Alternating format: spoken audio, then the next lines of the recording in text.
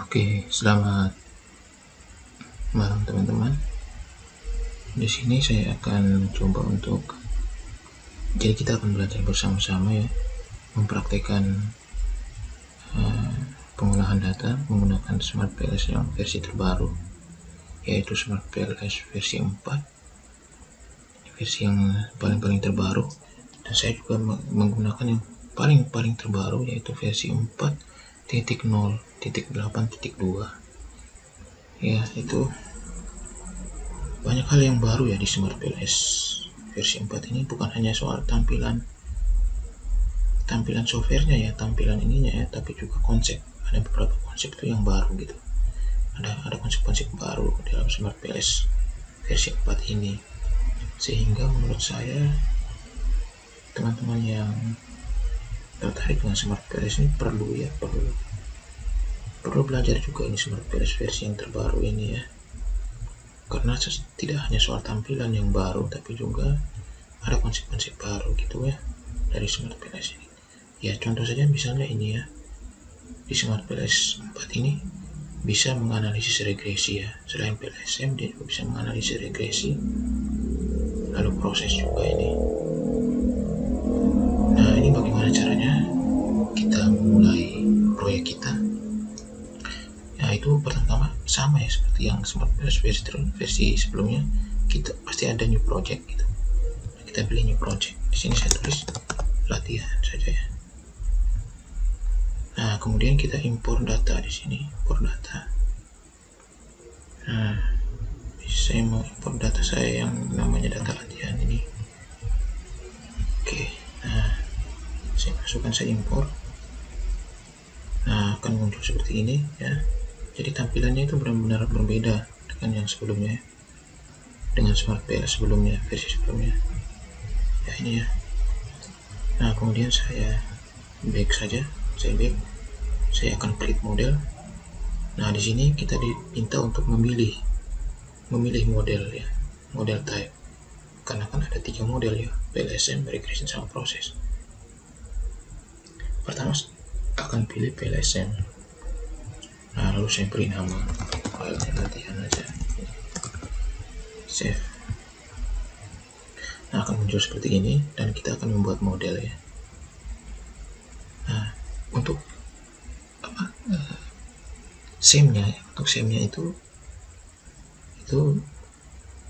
berarti kita akan menguji juga indikator-indikatornya ya. Jadi tidak hanya variabelnya, tapi indikator-indikatornya juga. Makanya disebut dengan SEM gitu ya. Nah, di sini saya masukkan indikatornya ya. Saya blok semua, lalu saya drag sini. Nah, ini yang berbeda dengan seperti PLS sebelumnya. Dia tidak langsung memunculkan bulatan-bulatan itu ya, bulatan-bulatan biru dan kuning, merah dan kuning itu, tapi dia akan memunculkan seperti ini. Nah, di sini kita tinggal tulis, misalnya di sini saya tulis variabelnya finansial knowledge. Nah, lalu saya enter ya, saya pilih di keyboard, saya klik enter. Nah, dia akan muncul begini. Nah, tinggal kita geser-geser aja sebenarnya. Nah, ini karena halamannya kecil ya, jadi saya mau hilangkan indikatornya.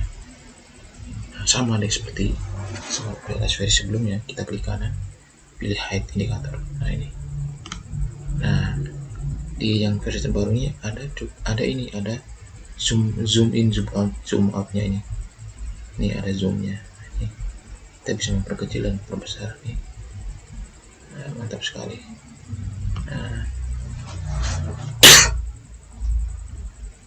Nah, terus saja ke variabel selanjutnya, indikator selanjutnya dari variabel FA, yaitu financial attitude.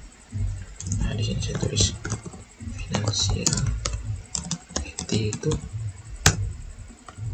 Oke, saya hide saja indikatornya, saya taruh di sini, lalu kemudian saya ke FS, taruh di sini financial skill, saya taruh di sini, saya hide lagi. Oke, lalu yang terakhir itu adalah variabel endogennya. Variabel endogennya saya matikan saja. Oke. Nah, ini variabel endogennya sampai 5 saya taruh di sini. Ini adalah keputusan investasi. Oke. Nah, yang ini tidak saya hilangkan indikatornya ya, saya biarkan saja.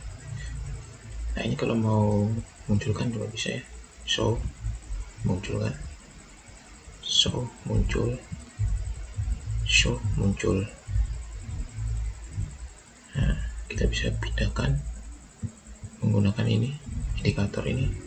Nah, kita bisa pindahkan indikatornya ke sebelah kiri. Nah, ini.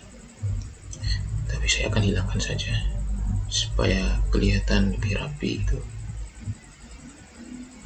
Oke, nah kemudian kita akan mulai mengkoneksikan, menghubungkan pakai connect, sama seperti Smart PLS sebelumnya. Saya hubungkan ini juga. Nah, oke. Nah, ini saya tata lagi supaya lebih rapi. Nah, begini. Nah, selanjutnya setelah kita menggambar model, lalu kita mulai melakukan ujian validitas sama reliabilitasnya ya. Kita pilih calculate ini hampir sama seperti Smart PLS sebelumnya, pasti ada menu calculate. Nah, lalu kita pilih PLSM algorithm, biarkan saja start calculation. Nah, dia akan muncul di sini, ada report. Ini ada report, kita open report. Nah, muncul di sini, kita bisa lihat outer loadingnya ini semuanya di atas 0,7 valid semua. Ini adalah validitasnya, outer loading. Lalu kita juga bisa melihat nilai reliabilitas sama average variance expected-nya. Ini kita lihat ada yang di bawah 0,7 ya, tapi tidak apa-apa karena dia juga masih 0,6. Ada referensi yang mengatakan 0,6 juga tinggi ya, jadi tidak masalah. Oke. Kemudian diskriminan validity, di sini ada cross loading. Ini ada von der Lecker criterion sama seperti sebelumnya, versi sebelumnya. Ada juga HTMT-nya ya. Ini sama gitu ya. Lalu ada model fit, ini ada, lalu ada collinearity statistik, VIF-nya, VIF-nya ada.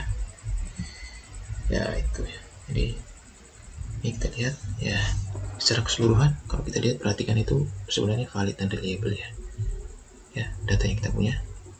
Kemudian saya back,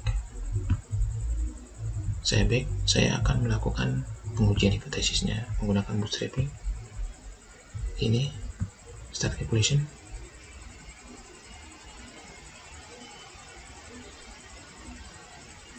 Oke. Seperti ini, kita lihat di reportnya, ini ada bootstrapping. Kita open report. Nah, di sini kita lihat ada path koefisiennya ini. Nah, di sini di path koefisien ini kita lihat pengaruhnya ya. Nah, ini yang menarik dari versi yang terbaru. Kita tidak perlu menggeser-geser gitu ya. Kalau di versi yang lama kan, di versi yang sebelumnya kan ini biasanya tersembunyi gitu ya. Nah, biasanya tersembunyi untuk jalur ini ya, jalur pengaruh ini kan biasanya tersembunyi gitu. Dan kita harus geser gitu, kita harus menggeser supaya bisa kelihatan jalur pengaruhnya gitu ya. Nah, kalau ini kan kita tidak perlu menggeser lagi, dia sudah seperti ini. Nah, yang kita geser itu hanya ini bagian original sample mean, standard deviation, yang bisa kita geser ke sana sini kiri kanan gini ya.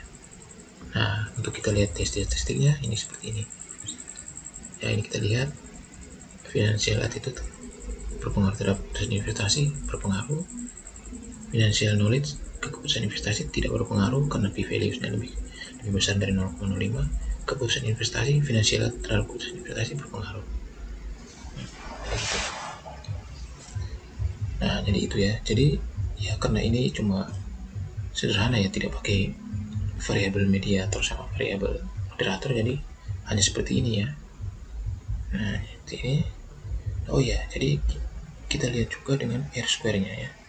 Kita kembali ke PLS yang ini ya. Jadi ini menariknya, kita tinggal cari report, pilih lagi PLS, open report, R² nya ini 0,305, artinya 30%, 30,5% itu variabel independennya.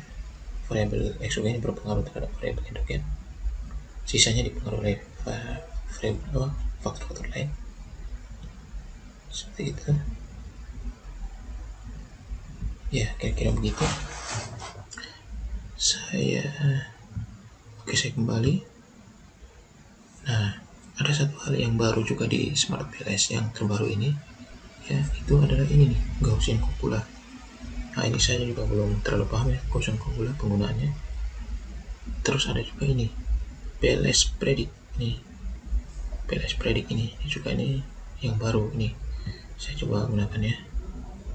Nah ini kalau tidak salah ini membandingkan model gitu ya.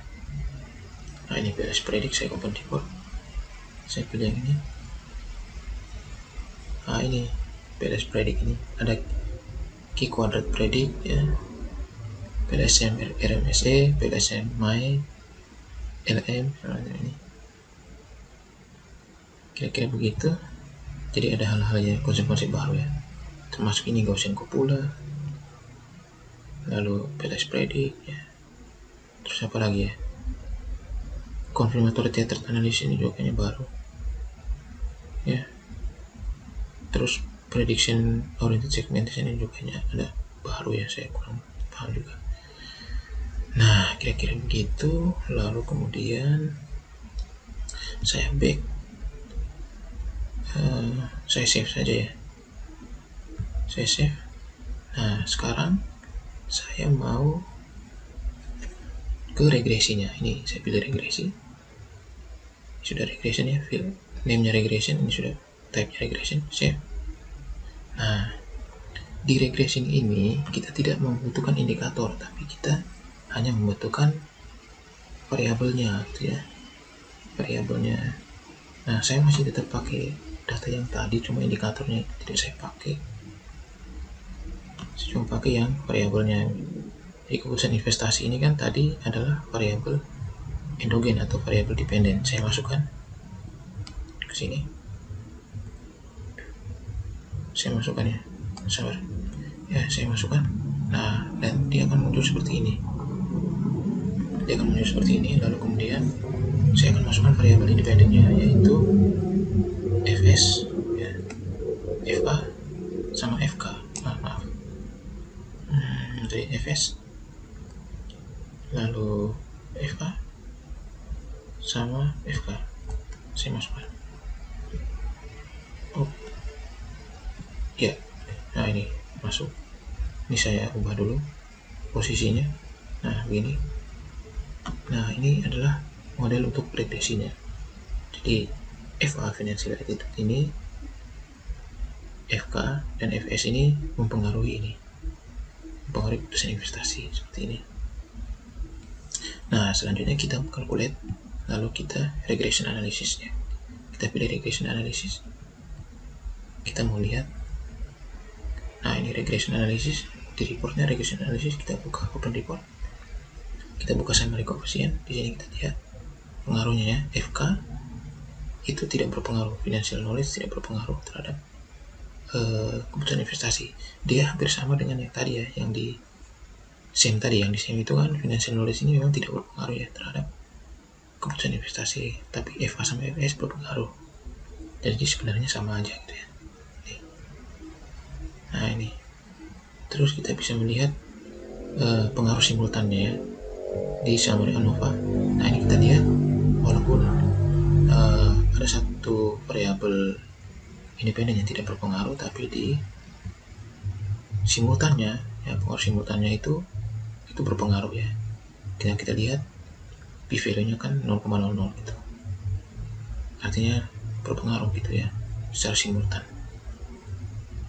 Nah itu kita lihat R-square-nya 0,287 ya, lebih kecil dari R-square yang di same ya. Jadi pengaruh besarnya pengaruh lebih kecil gitu, 28%. Oke, saya kira demikian ya. Nah, ini bisa juga kita ambil gambar ini ya, di kanan aja, di kanan, terus export ini, export image ini, pilih external file, export, kita simpan, dan saya simpan di desktop ya, simpan di desktop, save.